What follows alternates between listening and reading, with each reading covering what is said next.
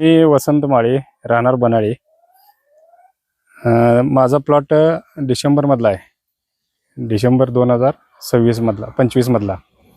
तर सुरुवातीच्या काळाला भरपूर ड्रॉपिंग झालेलं आहे, पूर्ण ड्रॉपिंग झाला. नंतर प्रोलायनचा मॅक्सप्रो मी प्रोडक्ट यूज केलेला आहे. मॅक्सप्रोचा रिझल्ट पुन्हा भरपूर कळी, आता हाही 60-70 कळी सेटिंग आहे. नंतर आता सध्या तर अवस्थेमध्ये ह्याला 5 महिने झालेत कंप्लीट.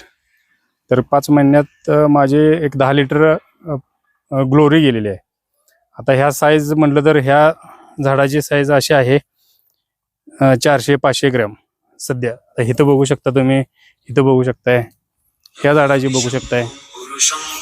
हे ग्लोरीचा रिझल्ट आहे. आपल्या ग्लोरी जसं टप्प्याटप्प्याने सोडत गेलो तशी ग्लेजिंग आणि ह्याची साईजमध्ये मला फरक जाणवत गेला. आता सध्या माझे 10 लिटर ग्लोरी गेलेली आहे, तरी आता सध्या माझे हे साईज आहे म्हणजे 400-500 प्लस आहे.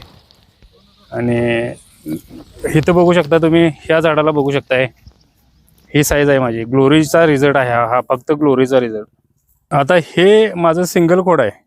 सिंगल खोडाचं एक वैशिष्ट्य आहे, तर खाली म्हणजे खाली बुडक्यापासून शेंड्यापर्यंत माझ्या एक साईज आहे. आणि हे माझ्या अंदाजानुसार ग्लोरीचा रिझल्ट असावा.